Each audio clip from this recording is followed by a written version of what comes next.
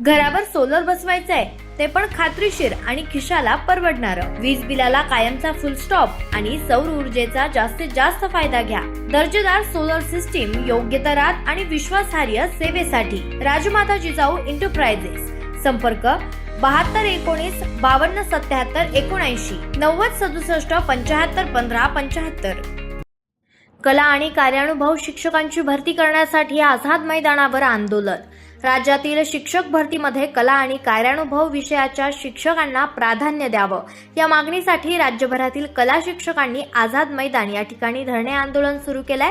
आंदोलनकर्त्यांनी कला आणि कार्यानुभव शिक्षकांसाठी स्वतंत्र बिंदू नामावली तयार करावी तसेच जास्तीत जास्त रिक्त पदे भरावीत अशी मागणी सरकारकडे केली आहे। दरम्यान राज्याचे शिक्षण मंत्री दादा भुसे यांनी अर्थसंकल्पीय अधिवेशनादरम्यान कला शिक्षकांची पदभरती करण्याचं आश्वासन दिलं होतं। मात्र राज्यात नेमकी किती पदे रिक्त आहेत आणि त्यापैकी किती पदे भरली जाणार याबाबत कोणतेही स्पष्ट वक्तव्य करण्यात आलेले नसल्यानं कला शिक्षक उमेदवारांमध्ये संभ्रमाचं वातावरण निर्माण झालंय।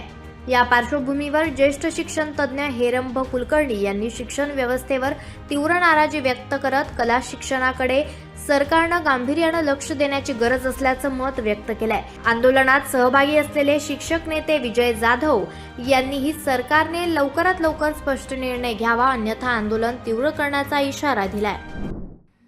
आपल्या शिक्षण क्षेत्रात एक विसंगती आहे। एकीकडे आम्ही AI कसा वापरावा यासाठी शिक्षकांच्या कार्यशाळा घेणार, दुसरीकडे नवीन शैक्षणिक धोरणाच्या अंमलबजावणीबाबत सतत चर्चा सुरू राहणार आणि तिसरीकडे मात्र आपल्या शाळांमध्ये कला शिक्षक क्रीडा शिक्षक नसणार। या विसंगतीमुळेच आज शिक्षण अडचणीत येत आहे।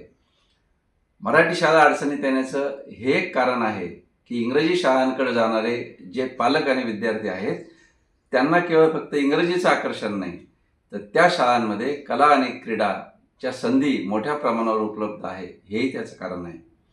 आज आपण मोठ्या मोठ्या इंग्रजी शाळांमध्ये पाहिलं तर क्रीडेसाठी अनेक शिक्षक नियुक्त असतात, कलेसाठी फक्त चित्रकला नाही तर गायन असेल, नृत्य असेल, वेगवेगळ्या प्रकारच्या कलांसाठी स्वतंत्र शिक्षक तिथे नेमलेले असतात।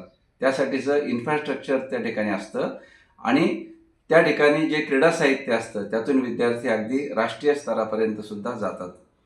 आज आमच्या मराठी शाळांमध्ये आदिवासी भागातल्या विद्यार्थ्यांमध्ये टॅलेंट आहे, परंतु या प्रकारचं मार्गदर्शन नसल्यामुळं, या प्रकारच्या सुविधा नसल्यामुळं आमचे विद्यार्थी पुढे जात नाहीत आणि त्यामुळे अनेक पालक आज इंग्रजी माध्यमाच्या शाळांना पसंती देतात।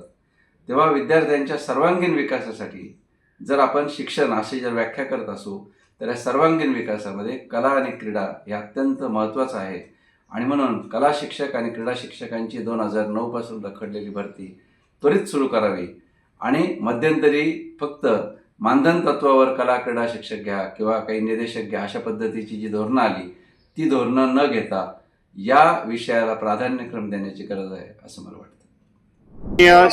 शिक्षण मंत्री महोदय दादाजी भुसे साहेब यांनी कलेविषयी जे विचार केला तो आम्ही त्याबद्दल दादासाहेब भुसे साहेब यांचा अभिनंदन करतो व त्यांनी कलेविषयी विचार करून नुसतं कला शिक्षकांचा नाही तर कलेतील विद्यार्थ्यांचा सुद्धा विचार करून त्यांनी ही मागणी दिलेली आहे।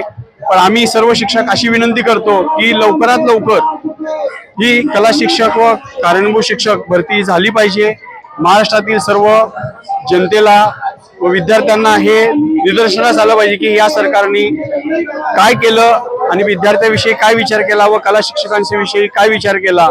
हीच आमची मागणी आहे की लवकरात लवकर आमचे कला शिक्षक हे प्रत्येक शाळेवर रुजू झाले पाहिजेत व विद्यार्थ्यांना कला ही जगवता आली पाहिजे, विद्यार्थी हा कला नैपुण्य झाला पाहिजे हीच आमची विनंती।